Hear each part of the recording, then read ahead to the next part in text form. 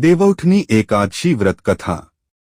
पौराणिक कथा के अनुसार एक राज्य में सभी लोग एकादशी व्रत रखते थे। उस दिन नगर के किसी भी व्यक्ति या पशु पक्षी को अन्न का एक दाना भी नहीं दिया जाता था। एक समय ऐसा हुआ कि किसी दूसरी जगह का व्यक्ति राजा के दरबार में पहुंचा और नौकरी देने की प्रार्थना करने लगा। तब राजा ने कहा कि नौकरी तो ठीक है, लेकिन शर्त यह है कि माह में 2 दिन एकादशी व्रत के दिन अन्न नहीं मिलेगा। राजा ने नौकरी की यह शर्त बताई। उस व्यक्ति ने नौकरी के लिए राजा की शर्त मांग ली।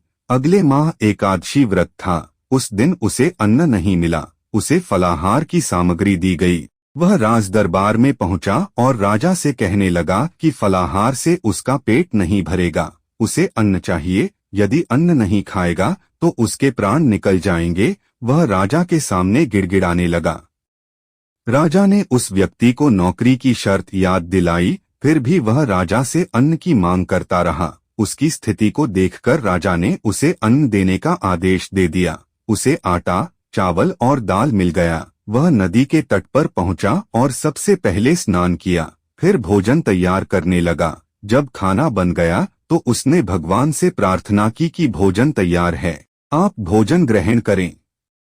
उसकी प्रार्थना सुनकर भगवान विष्णु अपने चतुर्भुज स्वरूप में पीले वस्त्र धारण किए प्रकट हुए। उसने प्रभु के लिए भोजन परोसा। भगवान विष्णु अपने उस भक्त के साथ भोजन करने लगे। भोजन के बाद भगवान अपने लोक वापस और वह व्यक्ति अपने काम पर चला गया। जब अगली एकादशी आई तो उसने राजा से कहा कि उसे दोगुना अन्न दिया जाए। पहली एकादशी पर वह भूखा ही रहा, क्योंकि उस दिन साथ में भगवान ने भी भोजन किया। उतने अन्न में दोनों भोजन ठीक से नहीं कर पाते हैं। उसकी बात सुनकर राजा अचरज में पड़ गया। राजा ने कहा कि तुम्हारी बात पर विश्वास नहीं है कि तुम्हारे साथ भगवान भोजन करते हैं। वह तो सभी एकादशी व्रत करता है, पूजा पाठ करता है, लेकिन आज तक भगवान ने उसे दर्शन नहीं दिए। इस पर नौकर ने राजा से कहा कि आपको विश्वास न हो तो आप साथ में चलकर स्वयं ही देख लें। एकादशी के दिन राजा एक पेड़ के पीछे छिप गया। नौकर ने हमेशा की तरह नदी में स्नान किया और भोजन तैयार कर दिया। उसने कहा कि भगवान भोजन तैयार है, आप भोजन ग्रहण करें। इस बार भगवान नहीं आए। उसने कई बार पुकारा, लेकिन भगवान नहीं आए। तब उसने कहा कि यदि आप नहीं आए तो वह इस नदी में कूदकर जान दे देगा।